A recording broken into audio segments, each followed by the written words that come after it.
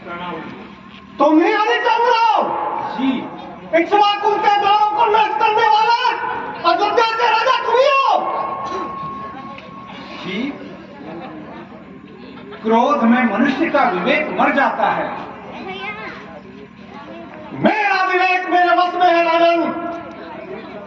विवेक तो तुम्हारा नष्ट हो गया है।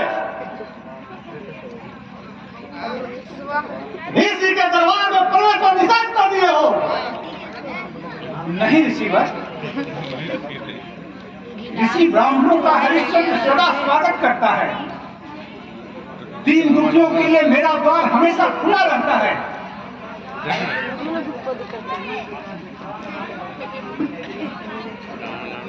आसान कीजिए महाराज। नहीं, तुम्हारे द्वारपालों ने मेरा अपमान किया है।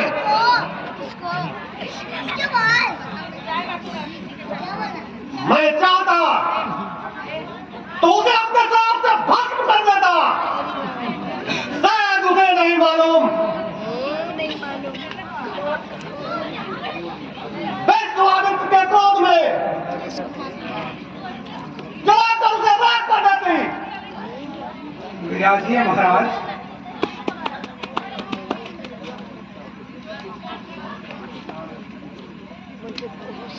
उसका मैं उचित प्रतिकार करूंगा। प्रतिकार तुम नहीं करोगे, प्रतिकार मैं करूंगा।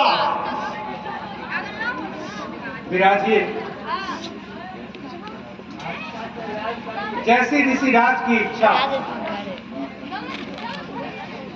महाराज ऋषिवर ने द्वार पर पधार कर हमें अनुग्रहित किया। मेरे योग्य कोई सेवा? खूब बंद। मेरे आने का कारण तुम नहीं जानते? मैं कारण नहीं ऋषिवर। पाखंडी।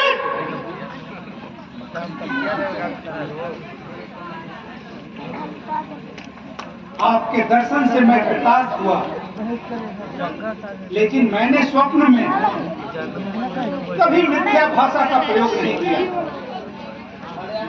मैं आपके क्रोध का कारण नहीं समझ पा रहा हूँ ऋषिवर। अहंकारी, तू क्यों समझेगा? तुम्हें तो अपने राज का लोभ सवार है। लोभ? हरिश्चंद्र को माया से और कभी मोह नहीं हुआ। तो बोल, तू क्या मुझे नहीं पहचानता? तुम्हें राज ब्रह्म मुहूर्त में मैंने अपना स्वरूप प्रदान नहीं किया। तुमने राजदान नहीं किया। सर्वस्व दान आपको? ठीक है, लोभ जागता है तो ज्ञान भी अंधा हो जाता है। मैं तुम्हारे द्वार से खाली हाथ जा रहा हूं, लेकिन याद रखना,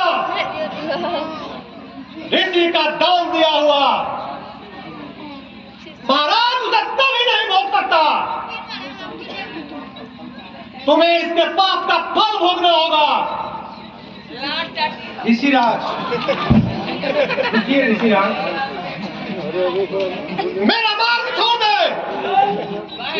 मैं तेरा मुंह नहीं देखना चाहता। ऋषिवर, क्षमा करें। आज प्रातः काल मैंने एक ऋषि से महाविद्याओं को मुक्त किया था। उसके बदले में ऋषि ने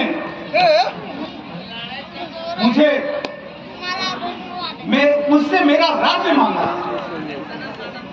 और मैंने अपना सर्वस्व दान कर दिया। तब से मैं उस ऋषि को खोज रहा हूँ। अहंकारी, क्या तुम उस ऋषि को नहीं पहचानता? अंधकार में मैं उस ऋषि का नहीं देख पाया, इसलिए मैं उस ऋषि को नहीं पहचान पा रहा। और इसी और कोई नहीं, गोकुल का विश्वामित्र था। मैं वही दान ग्रहण करने के लिए आया हूं। ओहो भाग, अनजाने में मुझसे बहुत बड़ा अपराध हो गया ऋषिवर, क्षमा करें।